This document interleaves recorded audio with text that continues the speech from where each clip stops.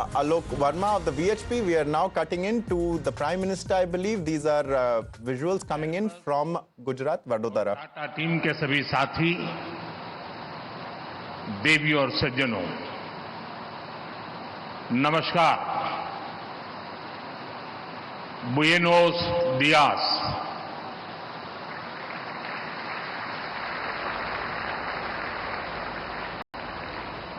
मेरे मित्र Pedro Sanchez जी के उनकी पहली भारत की यात्रा है। आज से हम भारत और स्पेन की पार्टनरशिप को नई दिशा दे रहे हैं। हम C295 ट्रांसपोर्ट एयरक्राफ्ट के प्रोडक्शन की फैक्ट्री का शुभारंभ कर रहे हैं।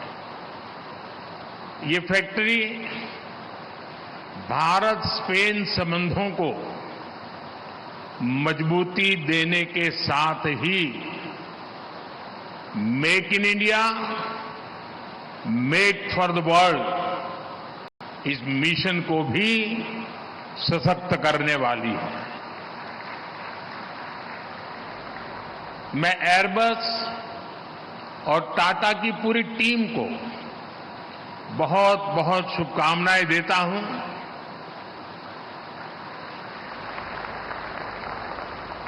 कुछ समय पहले ही हमने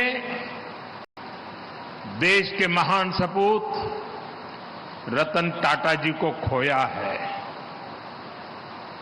रतन टाटा जी आज अगर हमारे बीच होते तो शायद सर्वाधिक खुशी उनको मिलती, लेकिन उनकी आत्मा जहां भी होगी वो आज प्रसन्नता का अनुभव करते होंगे।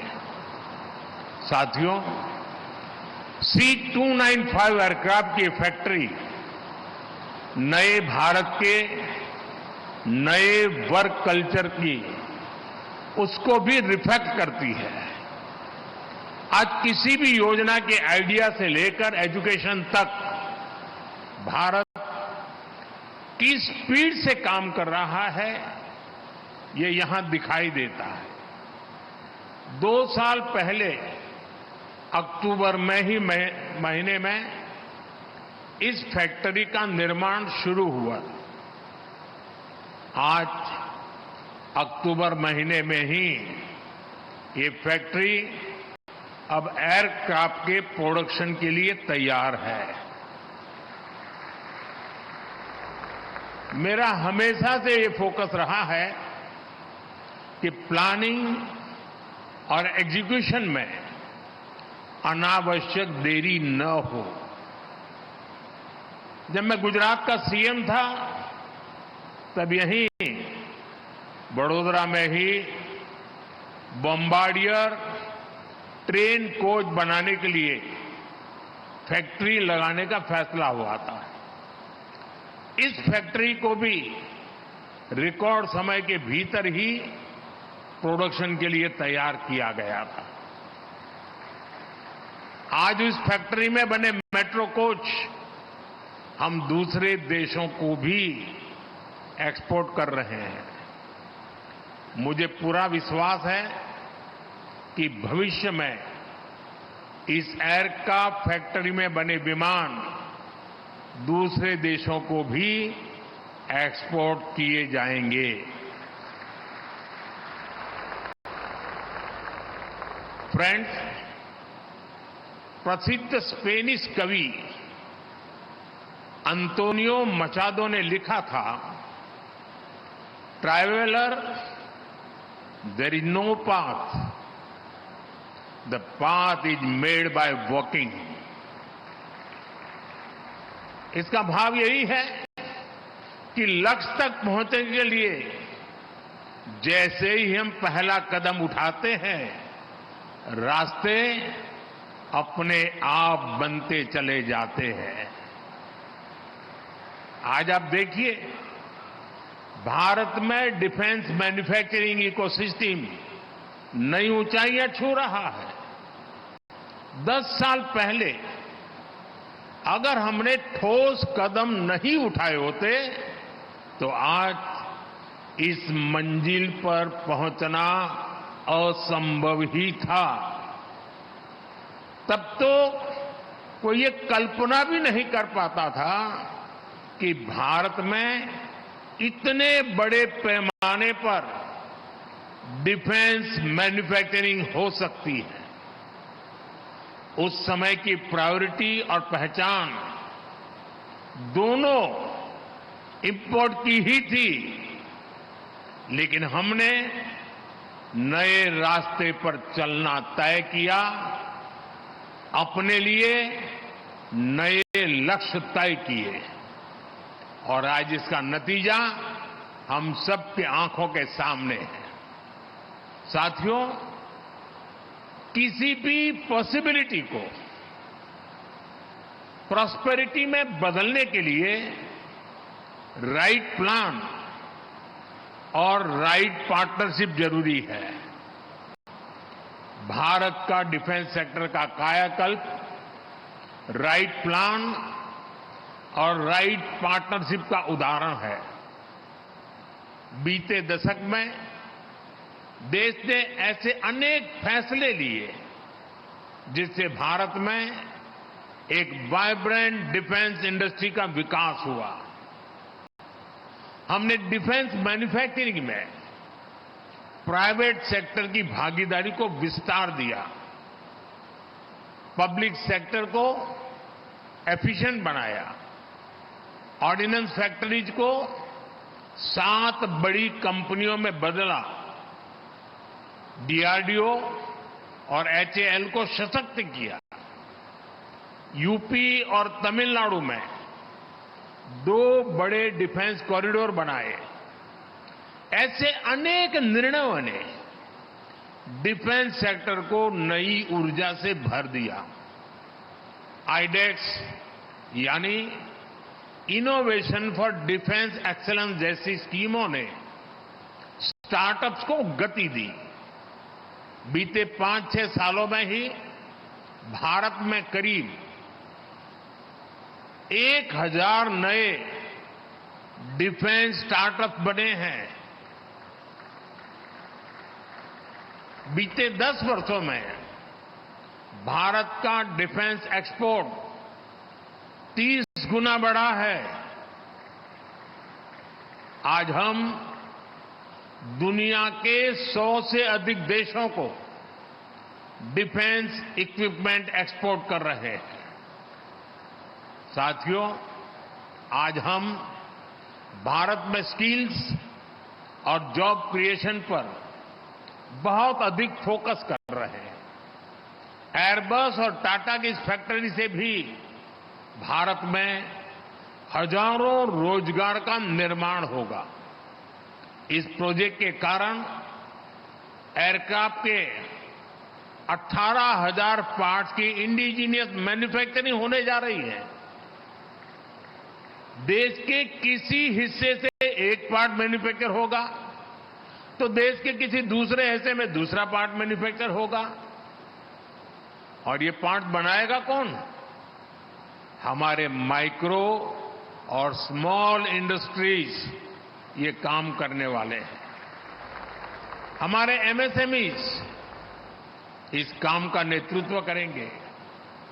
हम आज भी दुनिया की बड़ी एयरक्राफ्ट कंपनियों के लिए पार्ट्स के बड़े सप्लायर में से एक हैं। इस नई एयरक्राफ्ट फैक्ट्री से भारत में नई स्किल्स को, नए उद्योगों को बहुत बल मिलेगा। साथियों, आज के इस कार्यक्रम को मैं ट्रांसपोर्ट एयरक्राफ्ट की मैन्युफैक्चरिंग से आगे बढ़कर के देख रहा हूं। आप सभी ने पिछले 1 दशक में भारत के एविएशन सेक्टर की अनप्रेसिडेंटेड ग्रोथ और ट्रांसफॉर्मेशन को देखा है। हम देश के सैकड़ों छोटे शहरों तक एयर कनेक्टिविटी पहुंचा रहे हैं। हम पहले से ही भारत को एविएशन और एमआरओ डोमेन का हब बनाने के लिए काम कर रहे हैं। ये इकोसिस्टम भविष्य में made in India civil aircraft का रास्ता भी बनाएगा। आप जानते हैं कि अलग अलग भारतीय एयरलाइंस ने 1200 नए एयरक्राफ्ट खरीदने का ऑर्डर किया है दुनिया को। अब शायद दुनिया की कंपनी किसी और देश का ऑर्डर ही नहीं ले पाएगी। यानी भविष्य में भारत और दुनिया की जरूरतों को पूरा करने के लिए सिविल एयरक्राफ्ट की डिजाइन से लेकर मैन्युफैक्चरिंग तक इस फैक्ट्री की बड़ी भूमिका होने वाली है। साथियों, भारत के इन प्रयासों में बड़ौदा शहर एक कैटलिस्ट की तरह काम करेगा। ये शहर पहले से ही एमएसएमईज का स्ट्रांग सेंटर है। यहां हमारी गति शक्ति यूनिवर्सिटी भी है। ये यूनिवर्सिटी हमारे अलग अलग सेक्टर के लिए प्रोफेशनल तैयार कर रही है।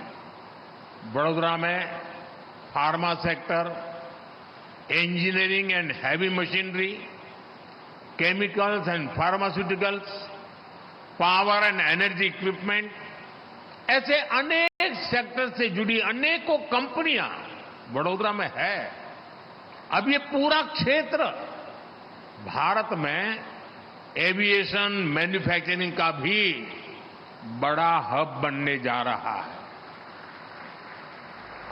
और इसके लिए मैं आज गुजरात सरकार को, यहां के मुख्यमंत्री श्रीमान भूपेंद्र भाई को और उनकी पूरी टीम को उनकी आधुनिक औद्योगिक नीतियों के लिए, निर्णयों के लिए बहुत बहुत बधाई देता हूं, उनकी सराहना करता हूं।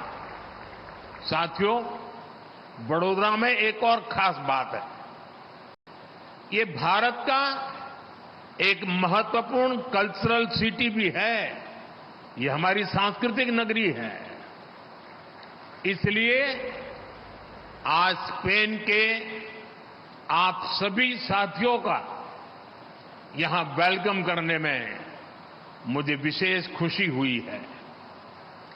भारत और स्पेन के बीच कल्चरल कनेक्ट का अपना महत्व है।